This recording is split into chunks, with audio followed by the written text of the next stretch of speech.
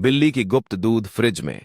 कैसे बिल्ली ने दूध पाने के लिए अपने खुराफातों की योजना बनाई। इस दौरान वह जिज्ञासा से दूध की बोतल को खींचते हुए दिख रही है।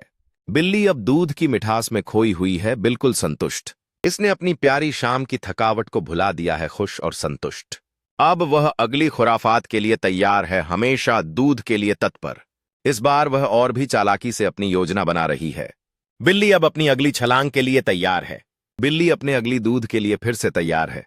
जीत की खुशी में बिल्ली दूध को अपने पास लाने की कोशिश कर रही है।